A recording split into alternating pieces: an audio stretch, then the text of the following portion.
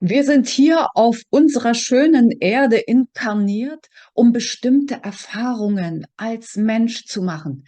Permanent erhalten wir dazu Botschaften von der geistigen Welt oder schlicht und ergreifend vom Leben selbst. Wie können wir die Zeichen und Botschaften für uns deuten?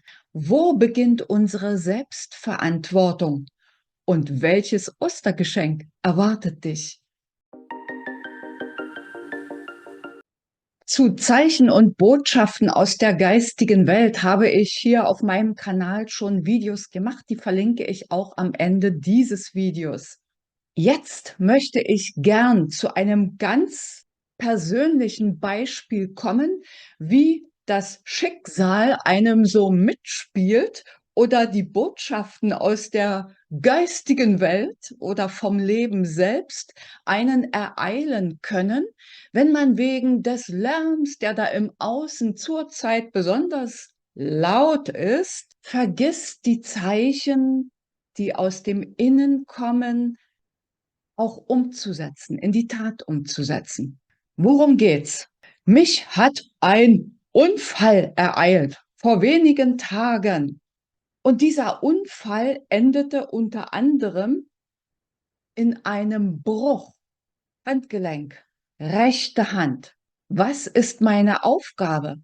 Wo ist meine Selbstverantwortung? Ich kann sagen, oh, Pech gehabt. Habe ich zu Anfang auch gemacht. Ich bin gestürzt, weil ich in der Hektik des Alltags, weil ich unbedingt noch etwas schaffen wollte, einen Stolperstein übersehen habe und Gott sei Dank nicht der Länge nach hingeklatscht bin, sondern nur auf Knie und eben Hände. Schürfwunden und Blutungen sowie blaue Flecken vergehen recht schnell. Ein Bruch ist allerdings schon ein sehr deutliches Signal. Worauf kommt es jetzt an, wenn ich so ein Zeichen erhalte vom Leben? Ich darf mich damit auseinandersetzen. Na klar, ganz Mensch, habe ich erst mal gedacht, hätte ich doch nur aufgepasst, hätte ich doch diesen blöden Stein, der da als Stolperstein auf meinem Weg war, nur gesehen. Hätte, Fahrradkette. Das bringt mich auch nicht weiter. Ärztemarathon, Röntgen, CT, bla bla bla.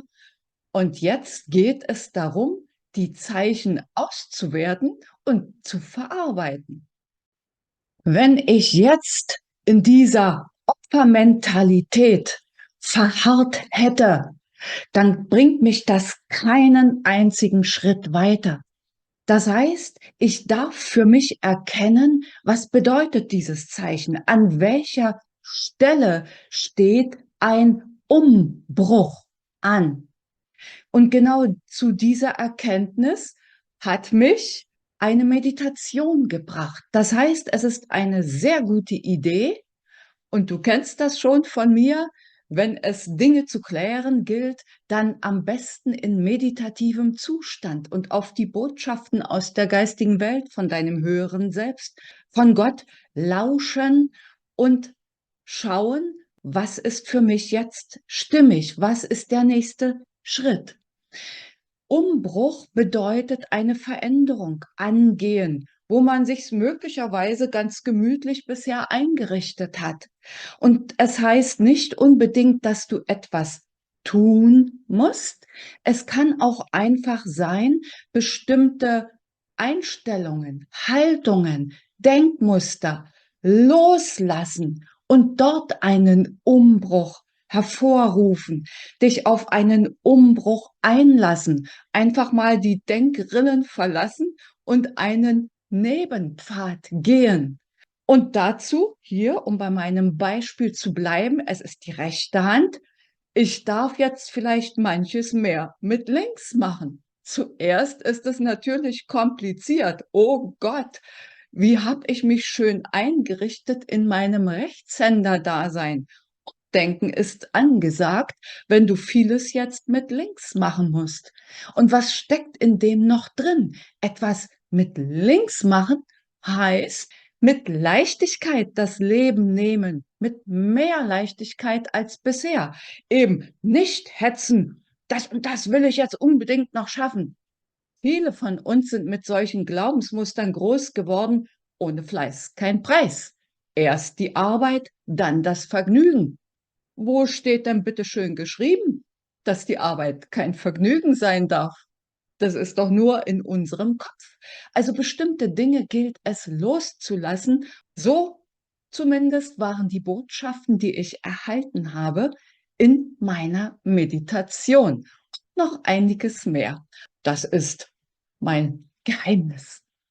Selbsterkenntnis bedingt natürlich auch Selbstverantwortung. Das heißt, in dem Augenblick, wo ich erkannt habe, worum es geht, darf ich dann ins Tun kommen, wenn es ums Tun geht, oder einfach mein Herz öffnen für das, was jetzt für mich es umzusetzen gilt als Mensch hier auf unserer schönen Erde. Selbstverantwortung heißt raus aus dem Opfermodus, in den man logischerweise nach so einer Geschichte erstmal leicht verfallen kann, hin zu Selbstbestimmtheit. Meditieren ist eine gute Geschichte und lass uns jetzt zum Abschluss noch zum Ostergeschenk kommen. Hier unterhalb dieses Videos habe ich einen Link für dich mit einer geführten Meditation zum Thema, wie Meditieren geht und wie du auch in Kontakt mit der geistigen Welt kommen kannst. Auf meinem Kanal gibt es auch ein Video dazu. Allerdings habe ich mir von einigen sagen lassen, dass YouTube da hin und wieder eine Werbung dazwischen schaltet, damit du das hintereinander weg in Ruhe genießen kannst.